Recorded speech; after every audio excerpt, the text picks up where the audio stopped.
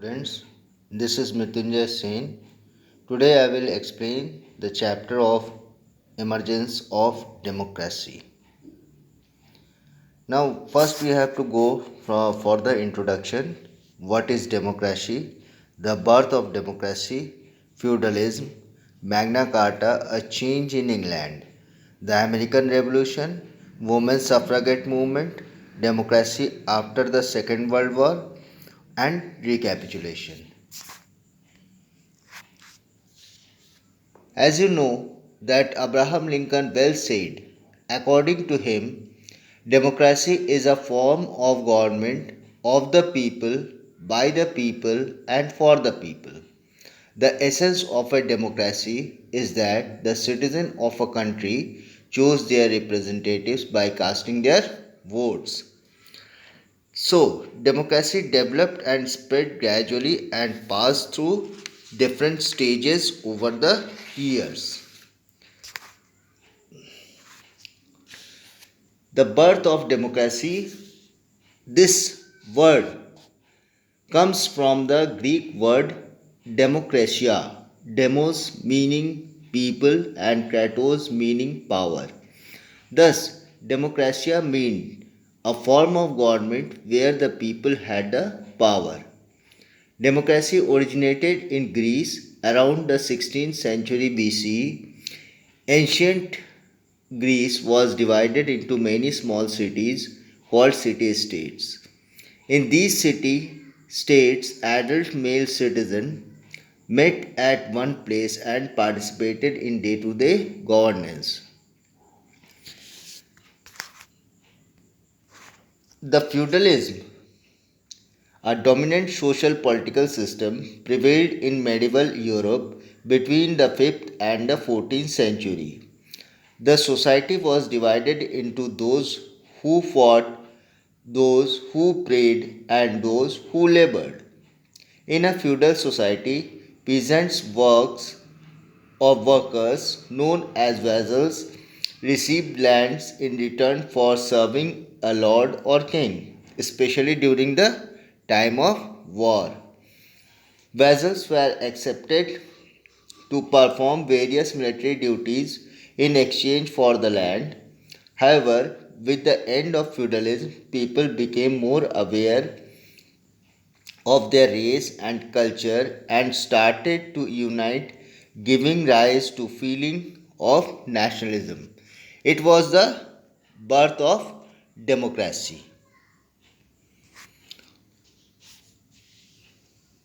During to this, England witnessed an important development that paved the way for the establishment of democracy in its current form.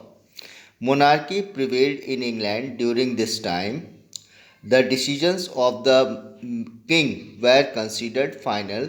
However, in 1215 CE, a bill called Magna Carta was passed. It is a charter of rights agreed by King John of England, allowing the creation of law-making body called a parliament. Due to this document, the power of the parliament gradually increased while that of king decreased. In 1628, the Petition of Rights was passed, according to which the king could not impose taxes without the permission of the parliament. In 1689, the English Bill of Rights was passed, which gave more freedom of speech and expression to the people. Now come to the American Revolution. Between the 16th and 18th century, North America was colonized mainly by Britain. The Native Americans suffered from the repressive policies and struggled for their basic rights. This led to widespread discontent among the people, leading to the War of Independence. In 1776, the American War of Independence ended with the Declaration of Independence written by Thomas Jefferson, one of the founding fathers of the America. According to him, All men are created equal and have the right to life, liberty, and the pursuit of happiness. America's independence came as a boost to the rest of the world. It was the first country to get a written constitution in 1789. In fact, the Constitution of United States of America served as a model for many countries. Now we have to go for the women's suffragette. Even though most of the nations supported democracy, women were not allowed to vote or participate in forming the government. There were movements that advocated women's right to vote. It resulted in the women's suffragette movement gaining momentum. The result given in the form of suffragette movement which got momentum during 1893.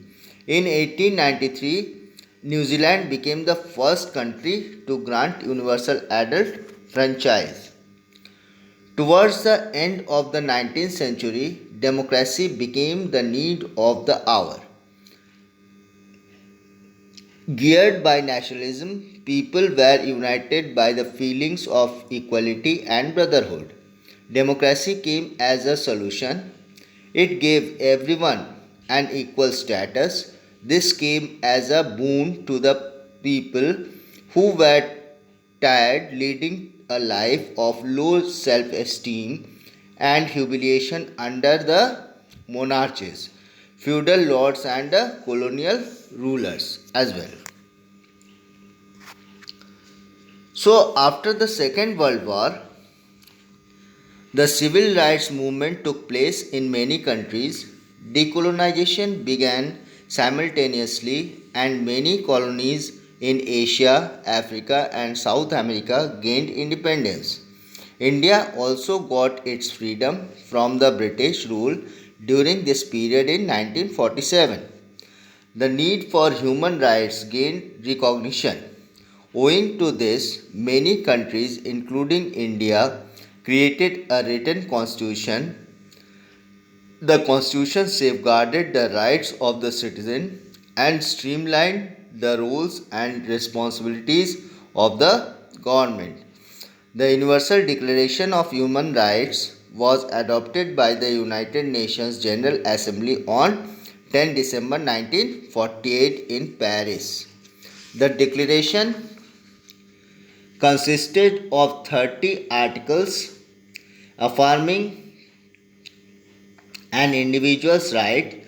It was the first step in the process of securing human rights and ensuring a life of dignity for the people. Now we have to go for the recapitulation. Democracy is the concept of freedom. It is solely based on the people's ethics towards the good in between the country, community, as well as for the nation. The democracy provides the basic thinking capacity for good governance. As Abraham Lincoln said, this is the type of government in which people are free to construct their own government, having some common ideologies and respects to others. This in turn play a distinct role in the development of the country and the countrymen. Thank you for being with me.